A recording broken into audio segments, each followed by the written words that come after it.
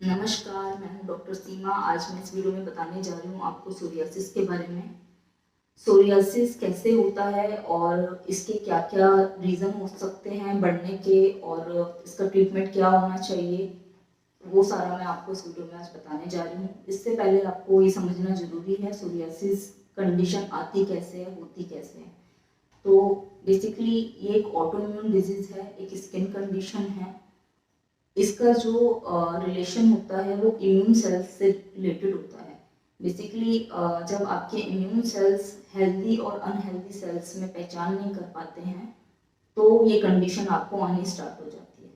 अगर healthy cells को भी जो स्किन के हेल्दी सेल्स हैं, अगर इम्यून सेल्स उसको भी अटैक करना स्टार्ट कर देते हैं तो ये स्किन सेल में इंफ्लेमेशन करना शुरू कर देते हैं। जब इन्फ्लेमेशन होती है तो आपको सोरियासिस जैसी कंडीशन आ जाती है, आपको इरप्शंस दिखाई देने स्टार्ट हो जाते हैं। नॉर्मली होता ये है कि जो स्किन सेल्स होते हैं वो अपने ओल्ड सेल से नए सेल बनने में उनको 3 हफ्ते लगते हैं, पर एक सोरियासिस पेशेंट में ये प्रोसेस जो होता है वो 1 हफ्ते के अंदर हो जाता है। यानी कि बहुत जल्दी जल्दी स्किन सेल्स का रिप्लेसमेंट होना स्टार्ट हो जाता है। इवन वो सेल्स इतने मैच्योर भी नहीं हुए होते, वो पुराने सेल्स को जो होते हैं उनको जल्दी जल्दी रिप्लेस करके नए सेल आना स्टार्ट हो जाते हैं। इस वजह से हमारे स्किन में जो इरप्शन दिखाई देते हैं वो एकदम जैसे मोटी पपड़ी टाइप के दिखाई देते हैं। फ्लेकिंग होना बहुत ज़्यादा स्टार्ट हो जाती है। रेड भी हो सकते हैं, रेड सिल्वरी कलर के होते हैं और उसमें कई बार कट भी पड़ जाते हैं। ईचिंग के बाद कई बार उसमें ब्लीडिंग या कुछ पानी जैसा निकलना स्टार्ट हो जाता है और काफ़ी ज़्यादा ड्राई होते हैं, इसलिए इनको मॉइस्चराइज करके रखना बहुत ज़रूरी होता है, क्योंकि ड्राई रहेंगे तो वो और ज़्यादा आपको ईचिंग होगी और ईचिंग होगी तो वो और ज़्यादा बढ़ भी सकते हैं। अब कौन कौन सी चीज़ें होती हैं जो इसको बढ़ाती हैं? इसका देखिए एग्जैक्ट कॉज कुछ नहीं होता कि ये होता किस वजह से है, पर हाँ कुछ लोगों में पाया गया है कि ये जेनेटिक कॉज इसका हो सकता है। यानी आपके परिवार में किसी को पहले से ऐसी कोई दिक्कत है, सोरियासिस की कोई दिक्कत है या कोई ऑटो इम्यून कंडीशन है, तो ये आपको हो सकता है।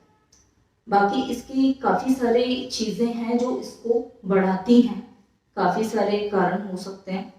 जैसे कि आप अगर खाने में नमक ज़्यादा लेते हैं, कोई सोरियासिस का पेशेंट नमक ज़्यादा लेता है तो उसको ईचिंग बहुत ज़्यादा हो जाती है और बढ़ने के चांसेस होते हैं, क्योंकि नमक इन्फ्लामेशन को और ज़्यादा बढ़ा देता है। नॉन वेज जो फूड होते हैं वो भी इन्फ्लामेशन इंक्रीज करते हैं, इसलिए इनको भी अवॉइड करना ज़रूरी होता है। अल्कोहल है, स्मोकिंग है, ये भी इस चीज़ को डबल कर देते हैं, तो इसलिए इनको भी अवॉइड करना ज़रूरी होता है सोरियासिस पेशेंट को। कई लोगों में वेदर चेंज के टाइम भी दिक्कत बढ़ जाती है, तो उस टाइम भी आपको काफ़ी सारी चीज़ों का ध्यान रखना पड़ता है। आप उसको ज़्यादा खुला मत छोड़िए, जो भी इरप्शन जहाँ भी है ज़्यादा उसको ओपन मत रखिए, उसको थोड़ा कवर करके रखिए और उसको मॉइस्चराइज करके रखिए वेदर चेंज के टाइम पे अगर आपको दिक्कत ज़्यादा बढ़ती है। और हो सकता है कि अगर आप स्ट्रेस बहुत ज़्यादा लेते हैं, आपकी नींद प्रॉपर नहीं है, जो सोरियासिस के पेशेंट में अगर प्रॉपर नींद नहीं हो पा रही है या स्ट्रेस ज़्यादा ले रहा है तो उसका जो इरप्शंस हैं वो और ज़्यादा बढ़ना स्टार्ट हो जाते हैं। ये सारी जो कारण हैं ये इसको बढ़ाते हैं, तो आप इन सभी चीज़ों को अवॉइड करने की कोशिश कीजिए, जिससे आपका जो सोरियासिस के इरप्शन हैं वो और बढ़े ना। इन सब चीज़ों को अवॉइड करने से ये नहीं होगा कि वो ठीक हो जाएगा, पर कम से कम वो बढ़ेगा नहीं। इसको ठीक करने के लिए ट्रीटमेंट आप इस तरीके का लीजिए जो आपके इम्यून सेल्स पे काम करे, क्योंकि जब तक इम्यून सेल्स पे काम नहीं करेगा तब तक आपके स्किन सेल्स से इन्फ्लेमेशन भी खत्म नहीं होगी। तो होम्योपैथिक एक ऐसा ट्रीटमेंट है जो सीधा रूट कॉज पे काम करता है, यानी आपके इम्यून सेल्स पे काम करेगा। धीरे धीरे जो स्किन की रिप्लेसमेंट जो जल्दी जल्दी हो रही है, बहुत फ्रिक्वेंटली हो रही है, उसको एक नॉर्मलाइज करने की कोशिश करेगा नेचुरल तरीके से। तो बेसिकली आप से अच्छा है ज़्यादा स्टेरॉइड ना लें, और बाकी आप जितनी भी स्टेरॉइडल क्रीम लगाएंगे, ये सब चीज़ें यूज़ करेंगे, उससे आपके इरप्शन सप्रेस हो सकते हैं पर ख़त्म नहीं हो सकते। कुछ टाइम के लिए आपके इरप्शन से आपको राहत मिल जाएगी, पर जैसे ही आप वो चीज़ें छोड़ देंगे आपको दिक्कत दोबारा होना स्टार्ट हो जाएगी। तो आप ट्रीटमेंट ऐसा लीजिए जो आपका एक बार ठीक हो तो वो दोबारा से आपको दिक्कत ना आए।